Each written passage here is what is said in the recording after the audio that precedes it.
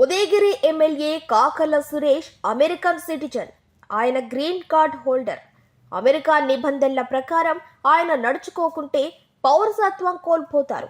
ఉదయగిరి ప్రజలకు అందుబాటులో ఉండరు. ఉదయగిరి ప్రజలతో మా కుటుంబానికి 45 ఏళ్ల అనుబంధం ఉంది. 2029లో నా పోటీ సత్యం అంటున్న వైసీపీ ఉదయగిరి నియోజకవర్గం ఇన్ఛార్జ్ మేకపాటి రాజగోపాల్ రెడ్డితో face to face.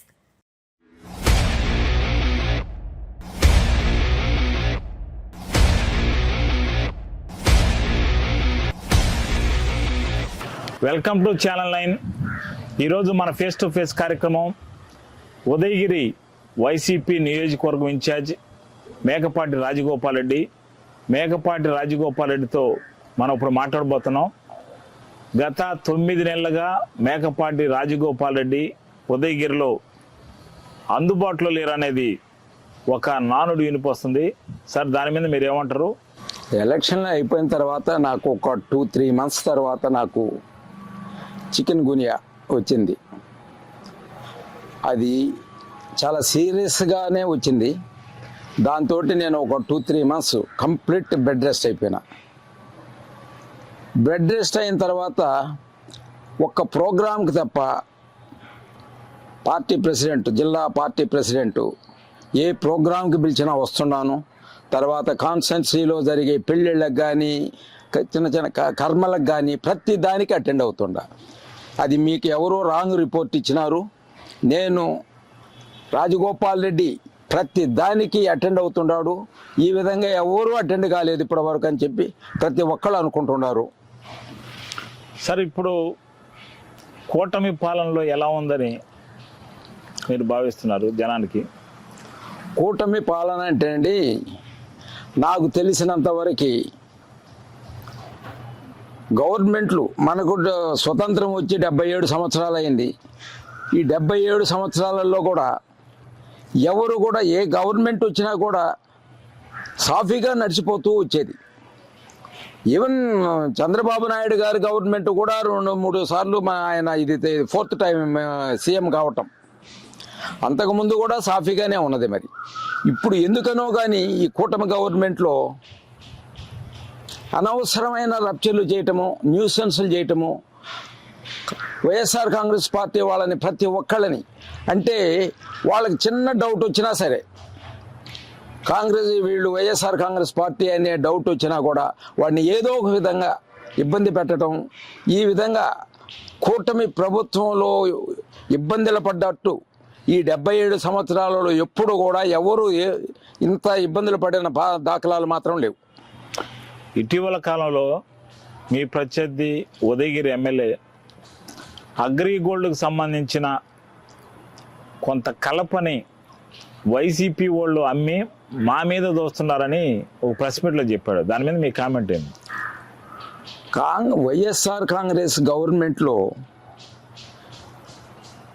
Mekapati Chandrasekhar Reddy ఉన్నాడు.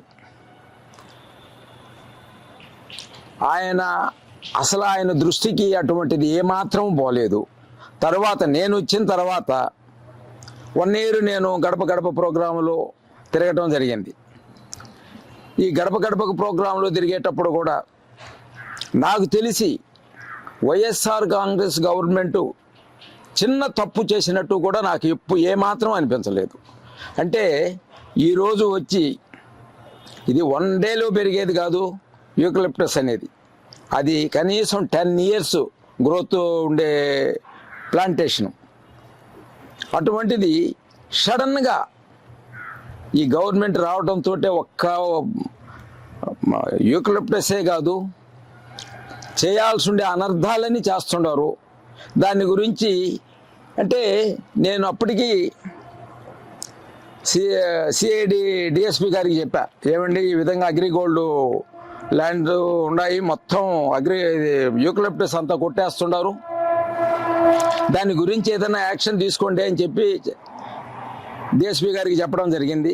డిఎస్పి గారు, సార్ నా నోటీస్కి రాలేదు, నా నోటీస్కి వస్తే నేను ఖచ్చితంగా దాని మీద యాక్షన్ తీసుకుంటాను అని చెప్పి చెప్పడం జరిగిందే కానీ దాని గురించి ఏ డిపార్ట్మెంట్ కానీ ఎవరు ఏమాత్రం మైండ్ పెట్టడం లేదు. సార్ నేను అడిగిన ప్రశ్న ఏంటంటే వైఎస్ఆర్ కాంగ్రెస్ పార్టీ వాళ్ళు ఆ యూకలిప్టస్ను కొట్టేసి మా మీద దోస్తున్నారు అని ఆయన ఆరోపించాడు. గవర్నమెంట్ ఉండేటప్పుడే యూకలిప్టస్ని టచ్ చేయాల. ఇప్పుడు కూటమి ప్రభుత్వంలో చాలా న్యూసెన్స్గా ప్రవర్తిస్తున్నా కూడా వాళ్ళు న్యూసెన్స్గా ప్రవర్తిస్తూ వీళ్ళ మీద పెట్టడం వరకే కానీ ఏదైనా తప్పు వైఎస్ఆర్ కాంగ్రెస్ మీద తొయ్యొచ్చు అనే ఉద్దేశంతో చేస్తున్నారు. కానీ వైఎస్ఆర్ కాంగ్రెస్కి ఎటువంటి సంబంధం లేదు. ఈరోజు కూటమి ప్రభుత్వంలో ప్రతి ఒక్కళ్ళు వాళ్ళు చేసే అనర్థాలన్నీ వైఎస్ఆర్ కాంగ్రెస్ మీదకి నెడుతున్నారు. అది ప్రతి ఒక్కరికి తెలిసిన విషయమే, ఎవరు తప్పు చేస్తున్నారు అనేది. మీరు ఎల్లుండి ఒక ప్రోగ్రాం పెట్టారు, దాని మీద జిల్లా అధ్యక్షుడు మీరు కలిసి ఆ ఏరియాలో పర్యటించారు. ఏంది దాని కాన్సెప్ట్? మాకు కాన్స్టెన్సీ వైజ్ ఈ విధమైన డ్యామేజ్ జరుగుతుంది. మరి మనం ఏదైనా దానికి దాని గురించి ఏమాత్రం మాట్లాడకపోతే చాలా బ్యాడ్గా ఉంటుంది. అగ్రిగోల్డ్ బాధితులు చాలామంది బాధపడుతుండారు. అంటే మా దగ్గర నుంచి మూమెంట్ లేదు అని చెప్పి తెలిసేటప్పటికీ సిపిఎం వాళ్ళందరూ కూడా వచ్చేసి దాని గురించి చెప్పడం జరుగుతుంది. దాని గురించి మేము రేపు ఎల్లుండి ఒక ప్రోగ్రాం పెట్టి ఎట్లా ఏమిటి గవర్నమెంటు అంటే వాళ్ళు మా అడిగేదానికి ఏమాత్రం జవాబు చెప్పడం లేదు. కనీసం మనం కూడా పార్టీ తరఫున వాళ్ళకి ప్రజలకి అందరికీ తెలియపరుద్దామనే ఉద్దేశంతో ఆ మీటింగ్ పెట్టడం జరుగుతుంది. ఇటీవల కాలంలో సిపిఐకి సంబంధించిన నాయకులను కూడా టీడీపీ వాళ్ళు అడ్డగిచ్చారు, వాళ్ళపై దాడి చేయబోయారు అన్నది. ఒక్క సిపిఐ కాదు, ఎవరిని లెక్క చేయటం వల్ల కూటమి ప్రభుత్వంలో ప్రతి లీడరు ప్రతి కార్యకర్త దాని గురించి ప్రత్యేకంగా చెప్పుకోవాల్సినంత అవసరమే లేదు ఇప్పుడు.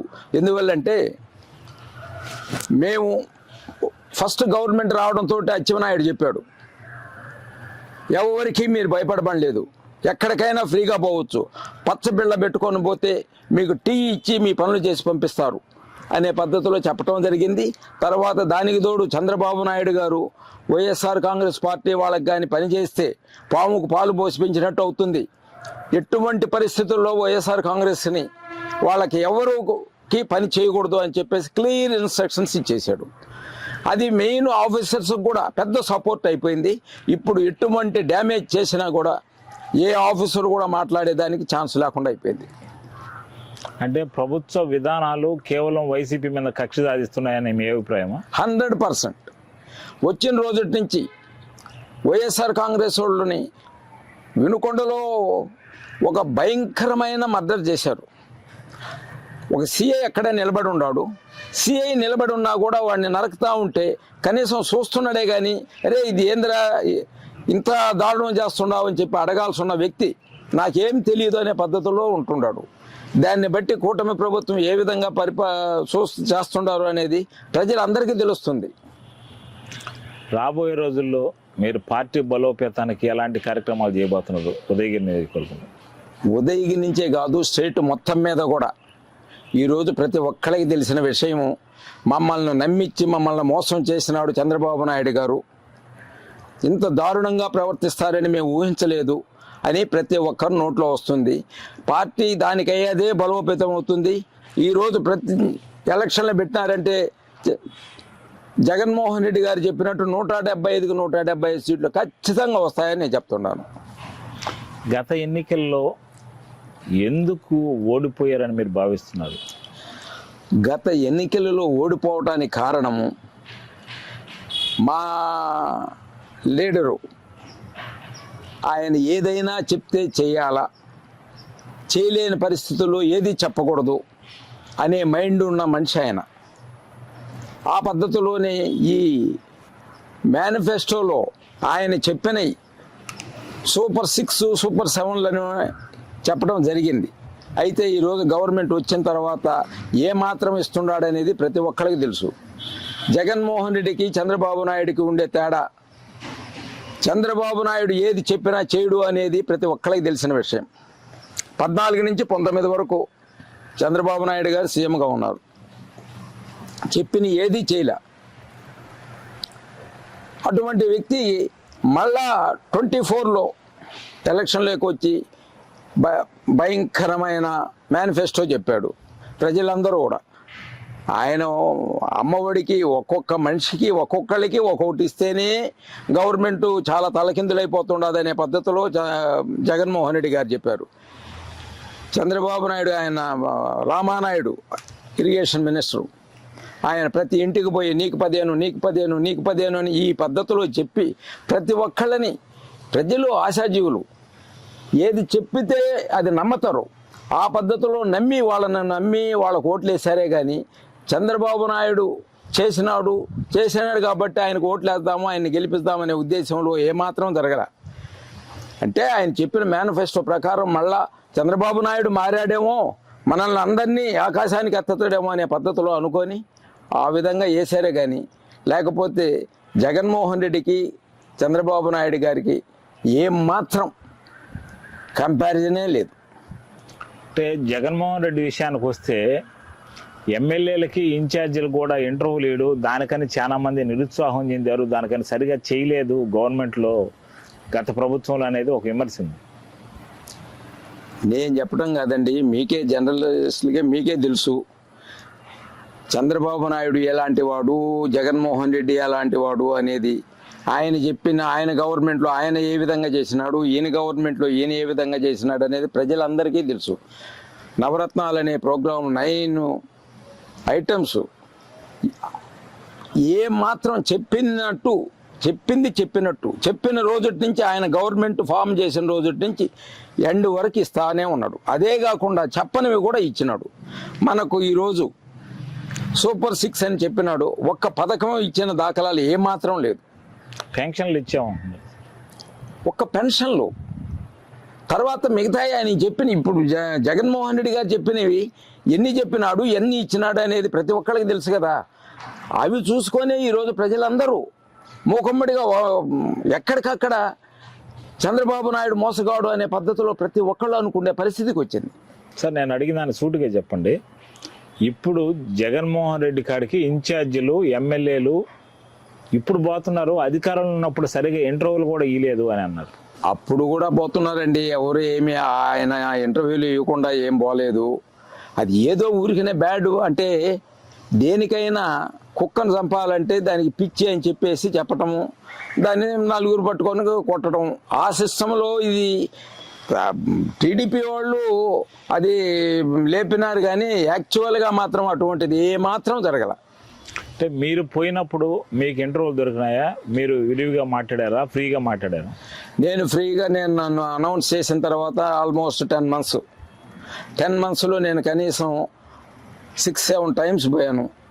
6-7 టైమ్స్ ఆయనతోటి కనీసం ఒక 5-10 నిమిషాలు మాట్లాడేసి ప్రతిసారి హ్యాపీగా నవ్వుతూ మాట్లాడుతున్నాడు. నేను ఆయనకు కావాల్సిన పద్ధతిలో ఇన్ఫర్మేషన్ కూడా కొంత ఇచ్చినాను.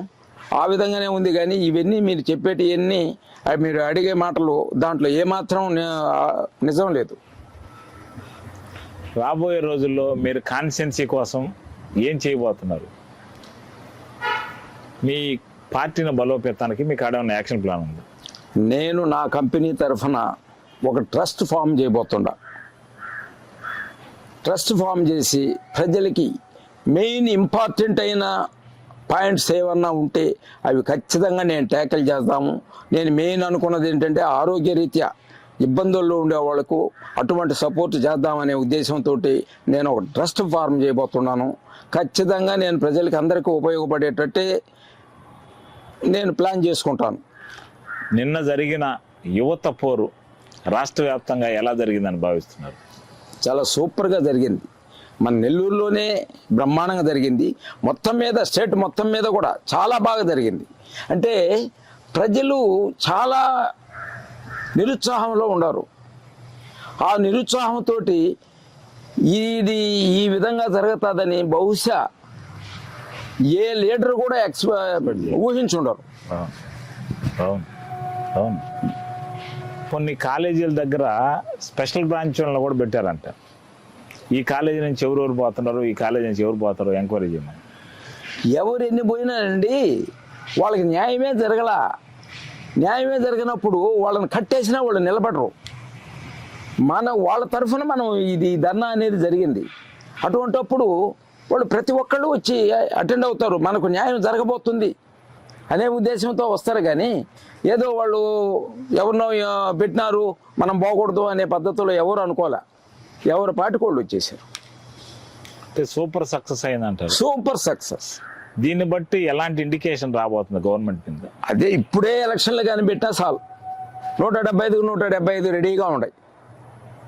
అటువంటి అంటే నేను నిన్న మీటింగ్లో కూడా చెప్పాను, చంద్రబాబు నాయుడు గారు మొన్న మార్కాపురం మీటింగ్కి వచ్చారు. ఓ ప్రోగ్రాం జరిగింది. ఆ ప్రోగ్రాంలో డ్వాక్రా మహిళలు అంతా లేడీసే వచ్చున్నారు.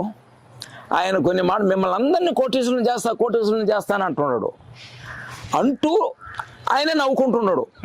అంటే నేను చెప్పేది ఇంత అబద్ధం చెప్తున్నాను అయినా వాళ్ళు నమ్ముతారు అనే పద్ధతిలో అనుకుంటున్నారు. నేను అబద్ధాలు చెప్పినా కూడా వాళ్ళు మర్చిపోతున్నారు. కానీ నా తప్పేమి లేదు, నేను చెప్పుకోవాల్సినవి నేను చెప్పుకుంటున్నాను, నాకు ఓట్లు వేస్తున్నారు అనే పద్ధతిలో చెప్పుకుంటున్నాడు. ఈ అబద్ధాలు చాలా కాలం నమ్ముతారంటారా? నమ్ముతారంటే అండి, ఇప్పుడు ఈయన ఒక్క అబ్బాయికే 15,000 ఇచ్చేదానికే కష్టపడుతున్నాడు. ఆయన 4గురికి ఇస్తానన్నాడు. 4 10 60,000 వస్తుండది అంటే అబ్బా ఏమో మారిండేమో వస్తుందేమో అనే ఆశతోటి ప్రతి ఒక్కళ్ళు ఆ ఆశతోటి వేసిన వాళ్ళే, కానీ ఆయన మీద నమ్మకంతో వేసిన వాళ్ళు మాత్రం కాదు. రేపు 2029లో మీరు పోటీలో ఉండబోతున్నారా, అభినయ్ రెడ్డి పోటీలో ఉండబోతున్నాడు? నేనే ఉంటాను. మా అబ్బాయి నెక్స్ట్ ఫ్యూచరు ఆయనకు ఉండాలా కాబట్టి ఆ పద్ధతిలో ఆయన వచ్చి గట్టిగా కష్టపడి చేస్తున్నాడు.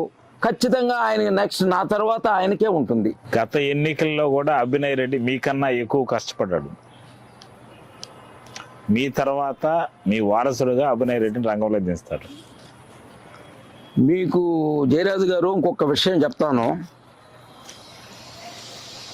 నెల్లూరు డిస్ట్రిక్ట్లో మాలాగా కాన్స్టెన్సీనే కనిపెట్టుకొని మా బ్రదరు రాజమోహన్ రెడ్డి గారు 83లో రాజకీయాల్లోకి రావడం జరిగింది. 83 అంటే ఆల్మోస్ట్ 45 years అవుతుంది. ఈ 45 years నుంచి మేము ఉదయగిరి కాన్స్టెన్సీనే కనిపెట్టుకొని ఉన్నాం. ఆ విధంగా ఒకే కాన్స్టెన్సీని కనిపెట్టుకున్న లీడరు మన జిల్లాలో ఎవరూ లేరు.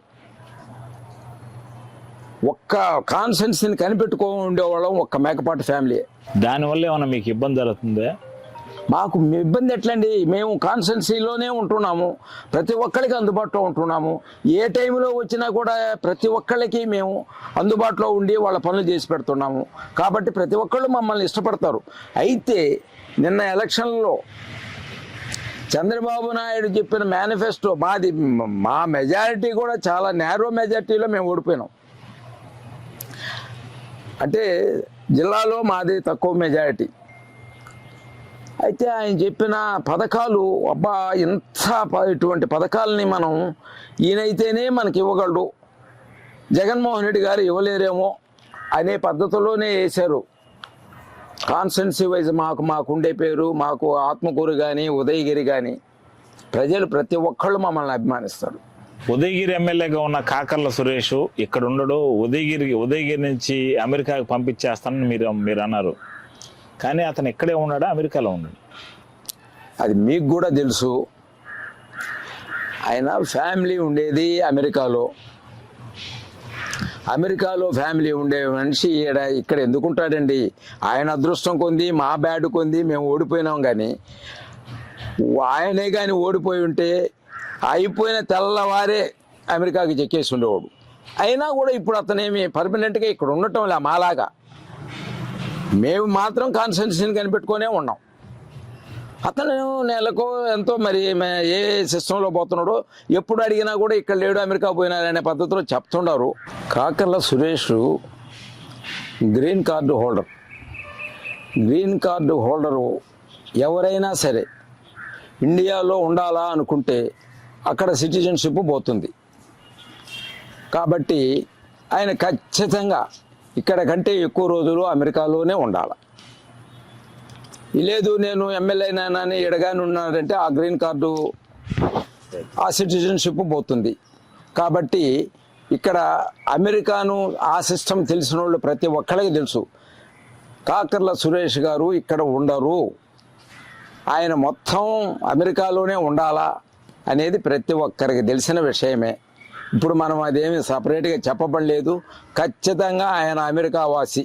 ఇది ఈనాటి ఉదయగిరి వైసీపీ ఇన్ఛార్జ్ మేకపాటి రాజగోపాల్ రెడ్డి గారి మనోగతం. మరో అతిథితో మళ్ళీ కలుద్దాం. నమస్కారం సార్, థ్యాంక్ యూ.